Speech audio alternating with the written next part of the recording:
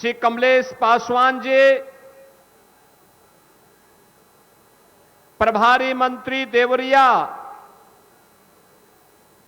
श्री दयाशंकर सिंह जी, उत्तर प्रदेश सरकार की ग्राम्य विकास की राज्य मंत्री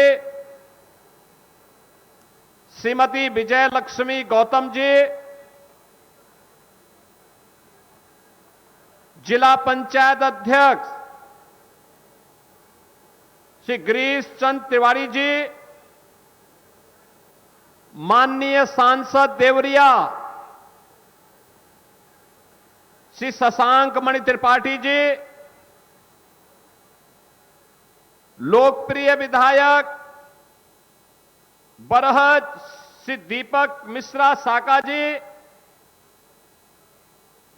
लोकप्रिय विधायक रुद्रपुर श्री जयप्रकाश निषाद जी, लोकप्रिय विधायक देवरिया सदर श्री सलभमणि त्रिपाठी जी,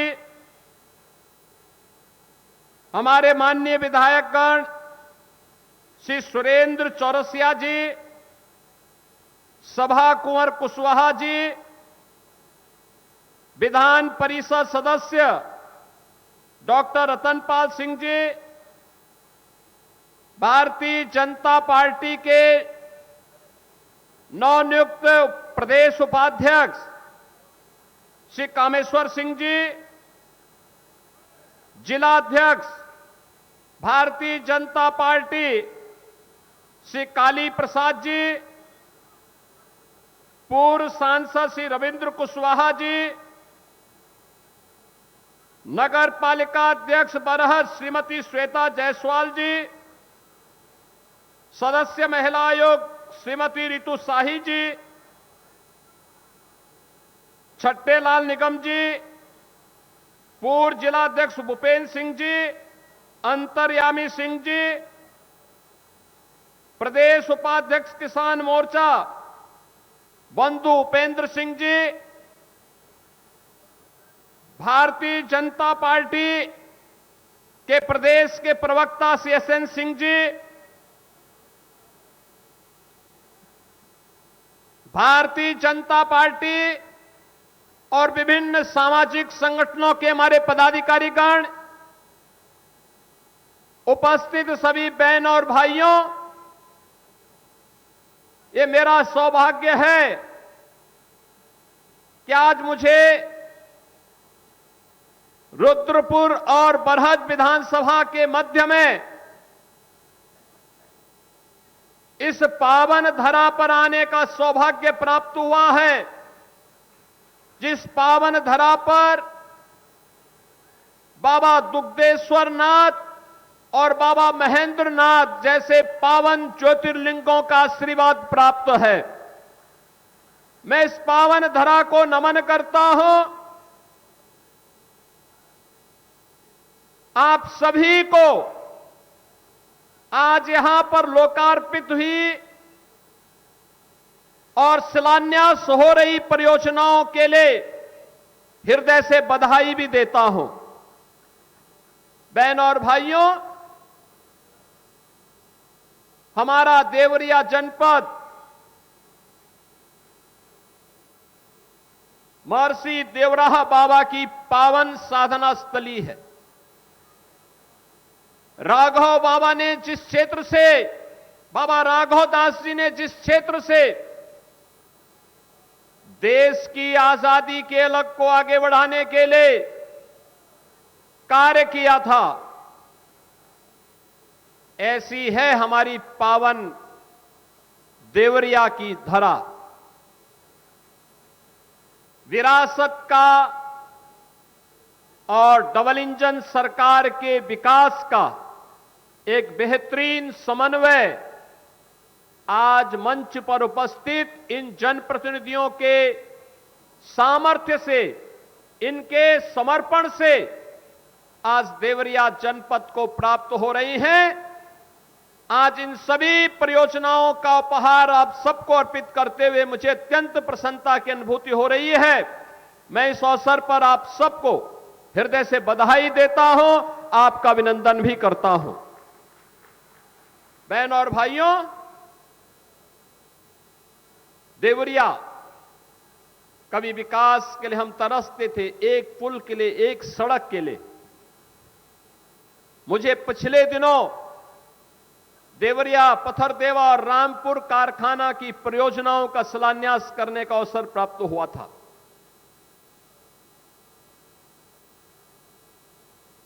अब आप कहेंगे कैसी योजनाएं हो सकती हैं?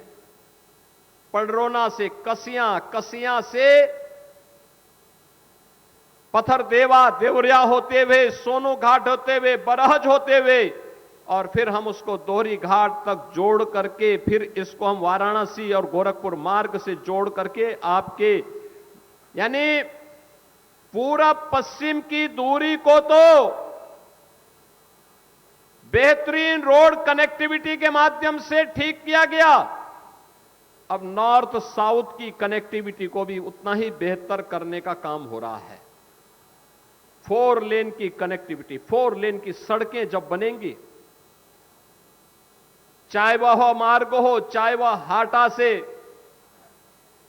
गौरी बाजार होते हुए, रुद्रपुर होते हुए, इसे आगे कौड़ी राम तक जोड़ने का कार्य हो, ये बेहतरीन कनेक्टिविटी पूरे देवरिया जनपद की पूरब पश्चिमी नहीं, उत्तर दक्षिण की भी कनेक्टिविटी को, रोड कनेक्टिविटी को इतनी बेहतरीन करेगी कि विकास अपने आप ही आपके द्वार तक आता हुआ दिखाई देगा।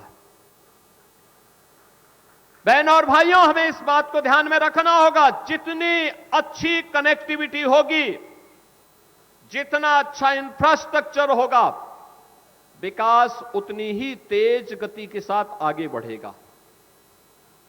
विकास के लिए जो आधारभूत संरचना चाहिए, अच्छी रोड हो, रेल की बेहतरीन व्यवस्था हो, वहां पे स्किल मैन पावर हो और लैंड बैंक हो, जल संसाधन हो, तो दुनिया की ताकत बनने में देर नहीं लगती है। और यही तो उत्तर प्रदेश के अंदर खूबी है। हमारे पास ये सब कुछ मौजूद है। युवा शक्ति, देश ही नहीं दुनिया के अंदर सबसे युवा ताकत किसी के पास है तो हम गौरव के साथ कहते हैं हमारे उत्तर प्रदेश के पास है। हमारी ये युवा शक्ति प्रतिभावान है, ऊर्जावान है। इसके बल पर हम लोग बड़ी बड़ी चट्टानों को पलटने की ताकत रखते हैं और उत्तर प्रदेश के लिए मैदान तैयार करते हैं, उसके विकास के कार्यक्रमों को आगे बढ़ाने का कार्य करते हैं। आज उस युवा की स्किलिंग के लिए हम कार्य कर रहे हैं, उस युवा को रोजगार देने का कार्य कर रहे हैं। 9 लाख नौजवानों को हमने नौकरी दी है। परंपरागत उद्यम को पुनर्जीवित करते हुए 3 करोड़ लोगों को नौकरी और रोजगार की सुविधा वहां उपलब्ध करवाई है और सुरक्षा का बेहतरीन माहौल पैदा करते हुए जीरो टॉलरेंस। याद करिए, जब सरकार बनी थी तब भी मैंने कहा था जीरो टॉलरेंस की नीति से सरकार कार्य करेगी। जीरो टॉलरेंस की नीति अपराध और अपराधियों के प्रति, माफिया और माफिया प्रवृत्ति के प्रति, जन आस्था के साथ जो खिलवाड़ करेगा, जीरो टॉलरेंस की नीति के साथ कार्य करेंगे। और बहन और भाइयों, ये प्रदेश जिसको समाजवादी पार्टी और कांग्रेस ने माफिया ग्रस्त बना दिया था, दंगा ग्रस्त कर दिया था, मुझे याद है 2016 में यही मदनपुर थाने में कैसे असले लूट ले गए थे। पूरे थाने को आग लगा लिया था। और आज मुहर्रम है, कहीं किसी का आता पता नहीं है, कोई अस्त्र शस्त्र का प्रदर्शन नहीं कर सकता है, कोई सड़कों पे गुंडागिर्दी नहीं कर सकता है।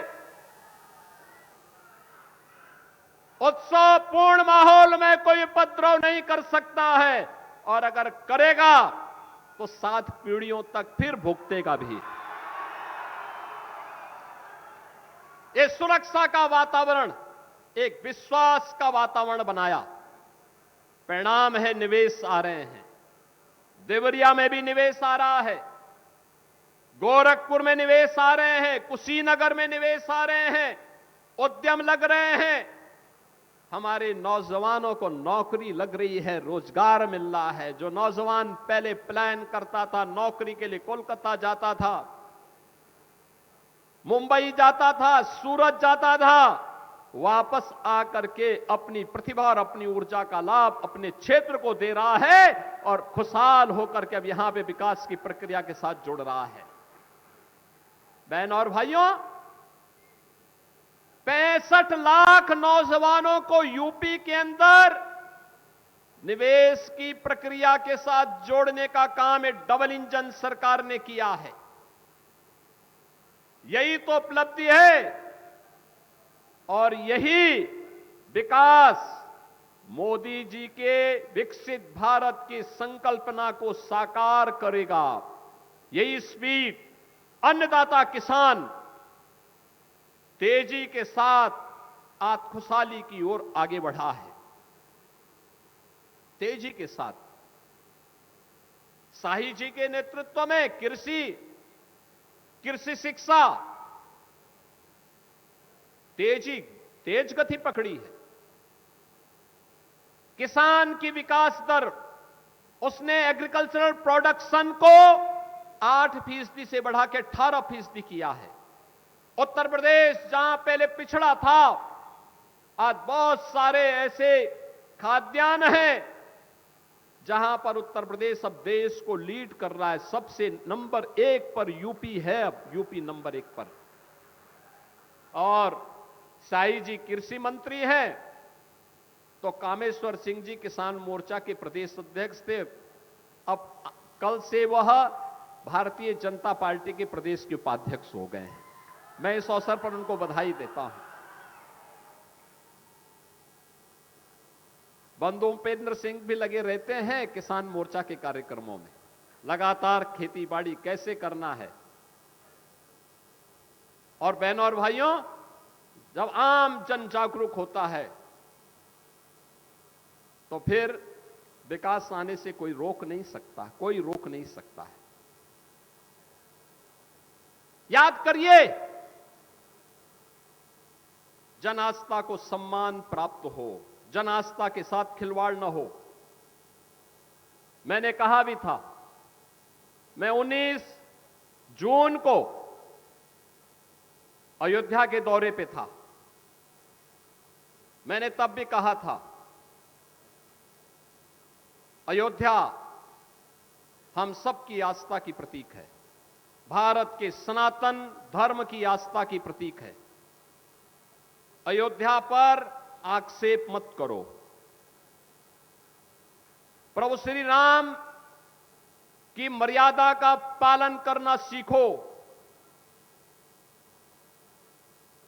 और अयोध्या के बारे में जो कदपे समाचार मिल रहे थे, हमने कहा था एसआईटी गठित की गई है। एसआईटी की रिपोर्ट आने के साथ ही हमारी कार्रवाई भी प्रारंभ हो जाएगी। और आपने देखा होगा, एसआईटी की रिपोर्ट आई, तुरंत कार्रवाई प्रारंभ हो गई। और मैं आश्वस्त करता हूं, जो मैंने कहा था, दूध का दूध और पानी का पानी हम करके रहेंगे। जन आस्था के साथ खिलवाड़ स्वीकार्य नहीं। सनातन आस्था के साथ जो भी खिलवाड़ करेगा उसका भुक्तभोगी होगा। किसी को छूट नहीं दी जा सकती। लेकिन बहनों और भाइयों, मैं आप सबको इस बारे में भी कहना चाहूंगा, पूरे प्रदेशवासियों से मैं कहना चाहूंगा, सभी राम भक्तों से मैं अपील करना चाहूंगा, ये जो लोग आज आक्षेप कर रहे हैं, उठाने का कुत्सित प्रयास कर रहे हैं, इनकी मनसा अच्छी नहीं है। ये वे लोग हैं जो भगवान राम को नकार चुके थे, भगवान राम के अस्तित्व पर प्रश्न खड़ा कर चुके थे। एक पक्ष उसमें है जो कहता था कि राम हुए ही नहीं, एक पक्ष कहता था राम हुए ही नहीं, यानी अयोध्या को भी ये नकारना चाहते थे। लगातार न्यायालय में ये मुकदमा लड़ते रहे, वकीलों की फौज खड़ी करते रहे राम जन्मभूमि आंदोलन के खिलाफ, राम मंदिर निर्माण के खिलाफ। और दूसरा पक्ष वह है जो जय श्री राम पर लाठी और गोली चलाते थे, यानी भगवान राम का नाम लेने पर जो लोग गोली चलाते थे, आज वे कहते हैं कि आस्था के साथ खिलवाड़ हुआ। अरे आस्था तुम बताओगे हमें आस्था? रामनवमी पे दंगा करवाते थे, श्री कृष्ण जन्मोत्सव को बैन करते थे, कावड़ यात्रा को नहीं निकलने देते थे, दुर्गा पूजा में दंगा करवाते थे। लार का दंगा तो सबको याद है ही। बहन और भाइयों, ये लोग कहते हैं आस्था के साथ खिलवाड़ हुआ।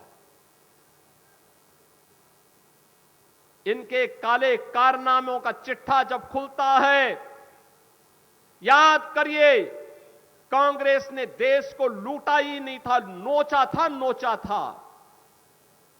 बेईमानी और भ्रष्टाचार के कीर्तिमान स्थापित किए थे। बेईमानी और भ्रष्टाचार के जो कीर्तिमान स्थापित किए थे, वे आज अयोध्या पे आक्षेप लगा रहे हैं। बहन और भाइयों, ये स्वीकार्य नहीं। सरकार की जो मंशा है, सरकार ने पहले दिन कहा कि दूध का दूध और पानी का पानी सबके सामने आएगा, लेकिन मैं फिर से अपील करूंगा, राम भक्तों की अग्नि परीक्षा मत लो। राम भक्तों के साथ, उनकी आस्था के साथ खिलवाड़ करना बंद करो। अगर तथ्य नहीं है, पुष्ट प्रमाण नहीं है, तो आरोप प्रत्यारोप बंद करो, और प्रमाण है तो एसआईटी को सबूत सहित प्रमाण प्रस्तुत करो। एसआईटी की सिफारिश के अनुरूप सरकार कार्रवाई को आगे बढ़ा रही है, और जब वरिष्ठ अधिकारियों की टीम कार्य कर रही है तो उसमें फिर राजनीतिक बयानबाजी बंद करें। समाजवादी पार्टी की सरकार को कौन नहीं जानता है? जब इनकी सरकारें थी, क्या करते थे लोग? नौजवानों के लिए आने वाली नौकरियों में पैसा वसूली करते थे। पूरा खानदान निकल पड़ता था वसूली में। नौजवान को नौकरी नहीं मिल पाती थी। आज तो आपने देखा होगा आरक्षी भर्ती में हमारे देवरिया के भी भारी संख्या में सैकड़ों नौजवान देवरिया के भी भर्ती हुए। जब नियुक्ति पत्र में बांटता हूं, पूछता हूं कहां से, वो कहता है रुद्रपुर से, वो कहता है बरहज से, वो कहता है देवरिया से, वो कहता है गौरी बाजार से, वो कहता है पत्थर देवा या रामपुर कारखाना, सलेमपुर। हमें लगता है देखो, अगर ये डबल इंजन की बीजेपी की सरकार नहीं होती तो ये नौजवान नौकरी से, सरकारी नौकरी से वंचित हो गए होते। ये नौकरी आपका अधिकार है, और आपने अधिकार इसलिए प्राप्त किया क्योंकि आपने वोट सही जगह डाला है, आपके परिवार के लोगों ने सही जगह वोट डाला है, इसलिए ये नौकरी भी आपको प्राप्त हो पा रही है। नहीं तो समाजवादी पार्टी की सरकार होती तो क्या आपको नौकरी मिल पाती? नहीं, चाचा भतीजे की जोड़ी वसूली करके सबकी नौकरी को पूरी तरह रौंद चुकी होती, नीलाम कर चुकी होती, पैसा भी निकल गए होते, नौकरी भी नहीं मिलती। जो व्यक्ति योग्य नहीं था उसी को आयोग का अध्यक्ष बना दिया था। ये तो इनके काले कारनामे थे, और यही इन्होंने जिंदगी भर किया। ये पूर्वांचल एक्सप्रेसवे जो आज पूर्वी उत्तर प्रदेश की दूरी को बहुत कम कर रहा है, बहुत कम कर रहा है। कल मैं देख रहा था, कल मैं संत कबीर नगर और खजनी विधानसभा के बीच, धनकटा और खजनी विधानसभा के बीच ऐसे ही एक कार्यक्रम में गया था और वहां पर मैं देख रहा था पूर्वांचल एक्सप्रेसवे की कनेक्टिविटी ने लोगों के जीवन में कैसे परिवर्तन किया है। बहनों और भाइयों, ये पूर्वांचल एक्सप्रेसवे समाजवादी पार्टी ने इसका टेंडर कर दिया था 2016 में। ध्यान से सुनिए, टेंडर किया था इन्होंने 110 मीटर चौड़ा, 340 किलोमीटर लंबा।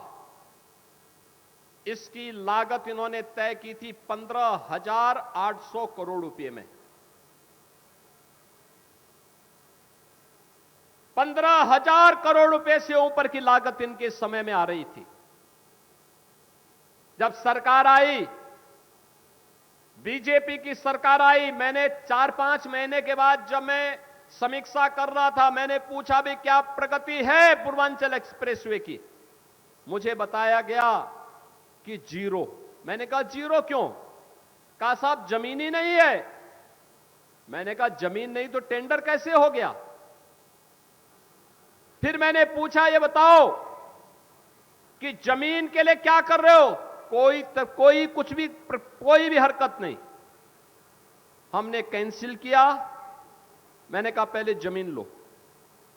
जमीन लेने के साथ पहले अलॉटमेंट तय फिर से बनाया गया, ठीक 341 किलोमीटर लंबा।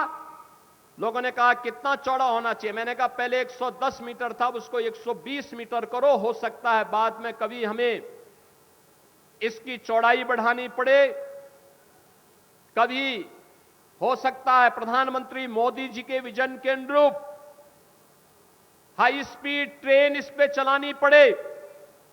इसके लिए भी हमारे लिए आवश्यक है कि हम 120 मीटर चौड़ा इसको बना करके रखें। बहनों और भाइयों, हमने जमीन ली, टेंडर किया, ठीक 15,800 करोड़ रुपए का फिर वही बिड आई। मैं उसको देख रहा था, मैंने कहा यार मेरी समझ में नहीं आया कि 15,800 करोड़ रुपए 2016 में और 15,800 करोड़ रुपए यही 2018 में भी क्यों आ रहा है? 2 वर्ष के बाद भी वही बिड। फिर मैंने कहा हम लोग 10 मीटर चौड़ा भी बना रहे हैं इसको। मैंने फिर कैंसिल किया और तीसरी बार मैंने टेंडर करवाया। मैंने उसके कुछ शर्तों को सरल किया और टेक्निकल और फाइनेंशियल बिड एक साथ मंगाई। आप जानते हैं कितने में हम लोगों ने यह एक्सप्रेसवे बनाया है? 11,200 करोड़ रुपए में। 11,200 करोड़ रुपए। ये जो 3 से 4 हजार करोड़ की डकैती पड़ रही थी ना, यही समाजवादियों की डकैती है, यही समाजवादियों की डकैती है। और इसी डकैती को रोका है डबल इंजन की सरकार। और इसीलिए तो समाजवादी पार्टी को बुरा लग रहा है कि उनकी डकैती को पूरी तरह रोकने का काम ये डबल इंजन की सरकार कर रही है। इसलिए छटपटाहट है। उसी छटपटाहट में जब इनको कुछ नहीं मिला तो जन आस्था के साथ खिलवाड़ कर रहे हैं, राम भक्तों पर आक्षेप कर रहे हैं, अयोध्या धाम को बदनाम कर रहे हैं। दिल्ली से भी एक सज्जन वहां आए हैं आज, और मैं उनसे भी कहना चाहूंगा कि दिल्ली की जनता ने उन्हें 15 वर्ष तक अवसर दिया, लेकिन दिल्ली को उन्होंने बर्बादी के सिवाय कुछ नहीं दिया, भ्रष्टाचार के सिवाय कुछ नहीं दिया। आज मैं उनसे पूछना चाहूंगा, अयोध्या कोई डबल इंजन सरकार ने 9 वर्ष में जो सजाया है, जो संवारा है, देखिए इस मॉडल को और फिर अपने कारनामों पर पश्चाताप करो कि अगर यही न्याय जो अयोध्या के साथ डबल इंजन की बीजेपी की सरकार ने किया है। अगर यही न्याय आम आदमी पार्टी दिल्ली के साथ करती, दिल्ली भी ऐसी ही चमकती जैसे आज अयोध्या धाम चमक रहा है। चारों ओर में 4 लेन की कनेक्टिविटी, इंटरनेशनल एयरपोर्ट, अयोध्या धाम में आप जाएंगे, यात्री विश्रामालय जो बने हैं वे निषाद राज के नाम पर, क्योंकि भगवान राम जब वन में जा रहे थे सबसे पहला विश्राम उन्होंने किया था निषाद राज के यहां किया था।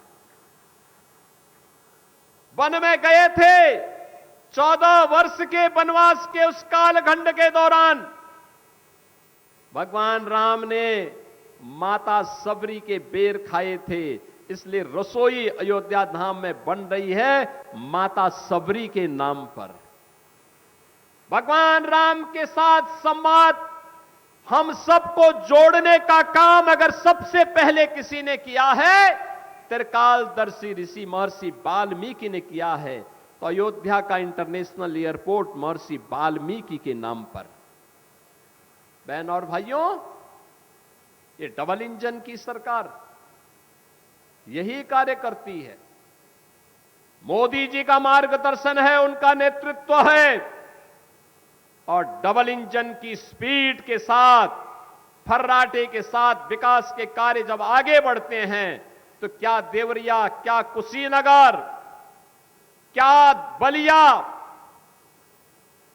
या फिर मऊ, आजमगढ़, ये सभी विकास के साथ, तेजी के साथ दौड़ते हुए दिखाई देते हैं। आज कोई क्षेत्र ये नहीं कह सकता कि हमारे पास सड़क नहीं आई। एक एक विधायक से पूछ पूछ करके प्रस्ताव मांगते हैं कि भैया लाओ, आपके यहां कौन सा काम होना है, बताओ कौन सा पुल है। जब साका ने और कमलेश जी ने मुझे कहा कि मोहन सेतु सपा के पाप के कारण नहीं बन पा रहा है, हमने कहा चिंता मत करो, इनके पाप को तो जनता ने ही इनके पाप की सजा दे दी है। अब ये सेतु जरूर बनेगा, हम पैसा देते हैं। और बहनों और भाइयों, हमने उसके लिए पैसा स्वीकृत किया है। साका आए थे मुझे अपने पूज्य पिता की स्मृति में जो दिवस वो मनाते हैं उसमें आमंत्रित करने के लिए, और मैंने कहा था कि मैं आऊंगा भी, क्योंकि स्वर्गीय दुर्गा प्रसाद मिश्र जी भारतीय जनता पार्टी के पहले विधायकों में से थे, प्राचीन पुराने विधायकों में से।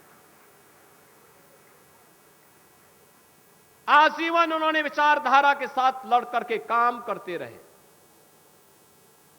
और मेरी इच्छा भी थी, लेकिन उसी दिन एक बड़ा कार्यक्रम लखनऊ में प्रधानमंत्री मोदी जी के एक विशेष कार्यक्रम के कारण मुझे मैं आ नहीं पाया।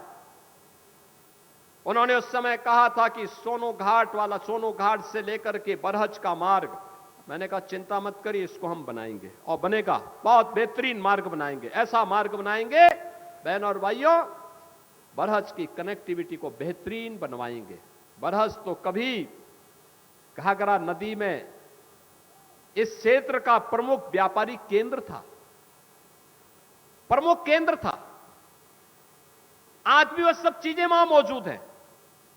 और जब इनलैंड वाटरवे के कार्यक्रम आगे बढ़ रहे हैं, तब हमारे लिए महत्वपूर्ण हो जाता है कि अयोध्या के लिए जो कनेक्टिविटी आने वाले समय में इनलैंड वाटरवे की बनने जा रही है, उस इनलैंड वाटरवे की कनेक्टिविटी का मुख्य एक केंद्र बरहज में भी बनेगा। बरहज में भी यहां के किसानों की जो सब्जी होगी, फल होंगे, खाद्यान्न होंगे, और साई जी के नेतृत्व में जो मिलेट की खेती हो रही है, फूलों की खेती होगी, उसको यहां से अंतर्राष्ट्रीय बाजार में पहुंचाने के लिए पानी के जहाज तैयार रहेंगे। यहां से सीधे दुनिया के बाजार तक पहुंचाने के लिए उस कार्यक्रम को आगे बढ़ाया जा सकता है।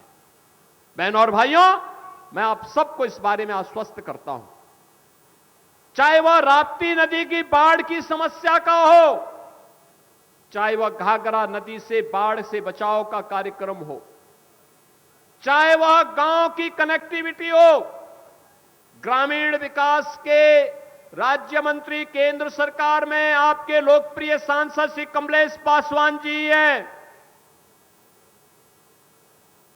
और ग्रामीण विकास की राज्य मंत्री उत्तर प्रदेश सरकार में श्रीमती विजय लक्ष्मी गौतम जी हैं। दोनों का संबंध देवरिया से है, इसलिए गांव की कनेक्टिविटी को लोग बेहतरीन बना सकते हैं और बना भी रहे हैं।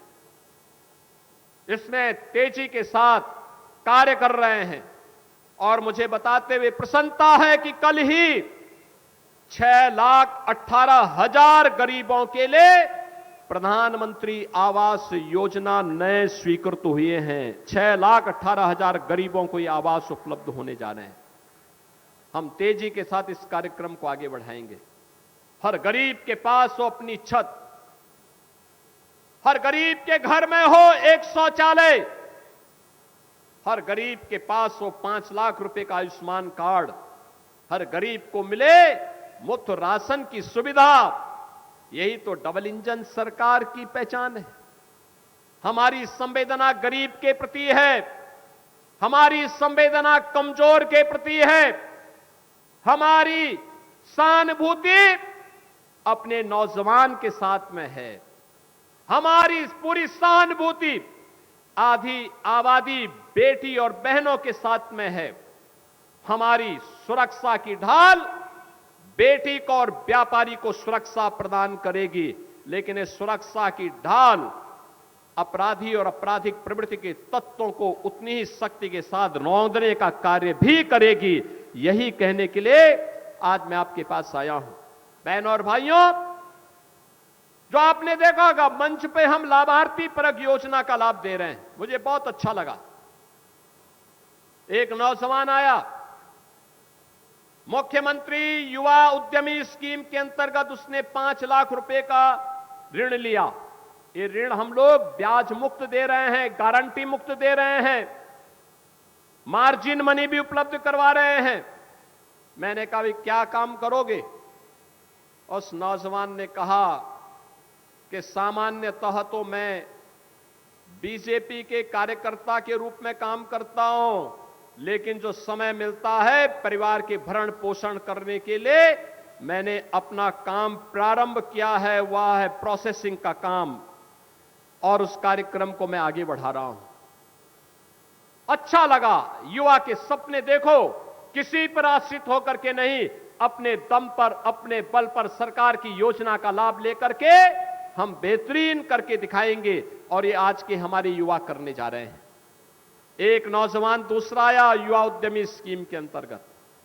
मैंने उससे पूछा, क्या काम करोगे? उसने कहा कि अब तक तो हम बीजेपी के कार्यक्रम के साथ जुड़ करके लगातार जाते थे, कहीं जाते थे, कार्यकर्ताओं को चाय और मिठाई खिलाने के लिए हमें परेशानी होती थी। अब मैं मिठाई की दुकान स्वयं खोलूंगा तो कम से कम बीजेपी के कार्यकर्ता मिठाई तो खाएंगे। यह है सपना, स्वावलंबन और सपने को साकार करने का तरीका। स्कीम है, नौजवान जुड़े। हर एक क्षेत्र में बहुत संभावनाएं हैं। पीएम सूर्य घर मुफ्त बिजली योजना, रूफटॉप सोलर की व्यवस्था बिजली के बिल को आधे से कम कर देगा। हमें इस स्कीम का लाभ लेना चाहिए। बड़े पैमाने पर लगाई जा रहे हैं, और बिजली तो वैसे भी आवश्यक है, लेकिन पीक आवर में इसकी मांग बहुत ज्यादा बढ़ जाती है। सरकार दे रही है, ये डबल इंजन की सरकार है, जनता की हर अपेक्षा पर खरी उतरेगी, उसके लिए हर सुविधा उपलब्ध करवाएगी। ये सपा बसपा और कांग्रेस की सरकारें नहीं है जो अंधेरे में लोगों को रखती थी, क्योंकि अंधेरे में ही ये जनता के हक पर डकैती डालते थे, इसलिए ये बिजली नहीं देना चाहते थे, सड़कें नहीं बनाना चाहते थे, बाढ़ की समस्या से ग्रसित करके इंसेफ्लाइटिस से इस पूरे क्षेत्र को तबाह किए हुए थे, नौनिहालों के जीवन के साथ खिलवाड़ कर रहे थे। मैं भी आ रहा था, मंच पर आने के पहले मुझे 2 बच्चों का अन्नप्राशन करने का अवसर प्राप्त हुआ। 6 महीने के बच्चे, लेकिन जब वो मेरे पास आए रो नहीं रहे थे, हंस रहे थे। उनके परिवार के लोग भौचक थे कि देखिए मुझे पहली बार वे देख रहे हैं लेकिन हंस रहे हैं। तो मैंने कहा उसको मालूम है, उन बच्चों को मालूम है कि डबल इंजन सरकार उन मासूम बच्चों के जीवन को सुरक्षित करने वाली सरकार है। नहीं तो बहनों और भाइयों, इंसेफ्लाइटिस की कहर इस पूर्वी उत्तर प्रदेश के अंदर कैसे उन मासूम बच्चों को निगल जाती थी। हर परिवार सशंकित रहता था, हम लोग स्वयं सशंकित रहते थे कि पता नहीं कौन परिवार चपेट में आ जाए। आज मुझे अच्छा लगता है जब मैं इन बच्चों को हंसते हुए देखता हूं, जब बेटियों को स्कूल जाते हुए देखता हूं, और अब उनके पैर नंगे नहीं होते हैं, जूते और मोजे पहन करके वे बेटियां स्कूल जाती हैं, तो मुझे अच्छा लगता है कि देखो नए भारत में बेटी किस स्वाभिमान के साथ पढ़ने के लिए जा रही है। और मैं कहूंगा आप सबसे भी, हमारा दायित्व बनता है कोई बच्चा शिक्षा से वंचित न रहे, उसको साक्षर बनाने में हम योगदान दें, स्कूल भेजें। सारी सुविधा सरकार दे रही है, सभी प्रकार की सुविधाओं से इन्हें आच्छादित कर रहे हैं। और ग्राम पंचायतों को मैं कहूंगा हमारा दायित्व, हमने ग्राम प्रधानों के अभी कार्यकाल को बढ़ाया है, वे कार्य करें, मजबूती के साथ कार्य करें, कोई समस्या नहीं आएगी। लेकिन अपने गांव में देखें, कोई गरीब भूखों न रहने पाए, कोई निराश्रित महिला पेंशन के भाव में न रहने पाए, किसी निराश्रित के घर में राशन नहीं पहुंच रहा है, हम उसके घर में राशन पहुंचाने की व्यवस्था करें। सरकार की सुविधा है, आप उस तक पहुंचाइए। किसी परिवार को देखभाल करने वाला कोई नहीं, तो आप उस तक उस सुविधा पहुंचाइए। आपको हमने अधिकार दे रखा है, अगर किसी निराश्रित की दुर्भाग्य से बीमार हो जाता है, उसकी सहायता करने के लिए आपके पास धनराशि उपलब्ध करवाइए। पैसा कम पड़ता है, हमारे विधायकों के पास जाइए, सांसदों के पास जाइए, वे जो भी रिकमेंडेशन करेंगे पैसा हम उपलब्ध करवाएंगे, पैसे की कमी नहीं पड़ने वाली है। लेकिन कोई व्यक्ति अभाव में न रहने पाए, उसको सुविधा संपन्न करिए। ये पुण्य का कार्य भी है और हमारा राष्ट्रीय दायित्व भी है। अपने इस राष्ट्रीय दायित्व का निर्वहन करने के लिए हम सबको प्राण प्रण से मिलकर के आगे कार्य करना होगा। और आज इसीलिए मैं आप सबके बीच में आया हूं, आपसे कहने के लिए ये काम इसलिए हो पा रहे हैं बहनों और भाइयों, क्योंकि आपने अच्छे विधायक चुने हैं।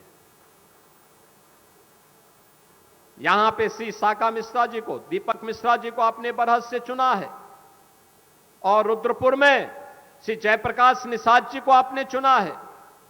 और देवरिया के लोगों का तो मैं विशेष रूप से अभिनंदन करूंगा, विशेष रूप से अभिनंदन करूंगा देवरिया वासियों का, कि देवरिया में 7 विधानसभा देवरिया जनपद ने भारतीय जनता पार्टी को जिता करके भेजा।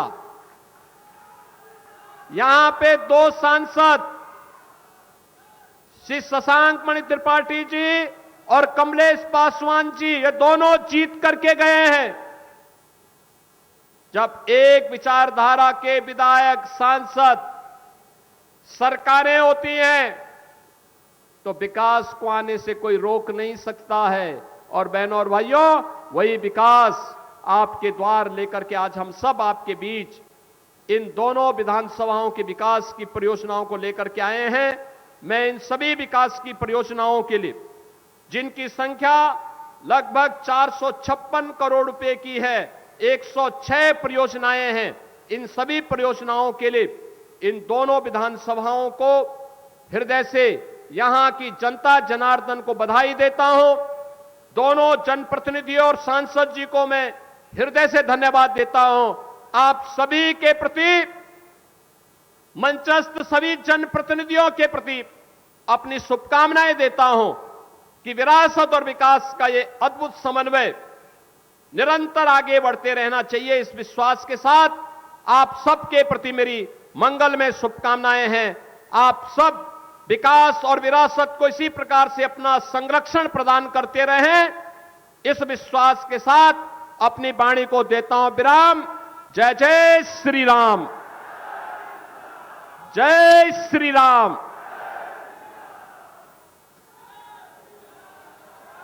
बहुत बहुत आभार।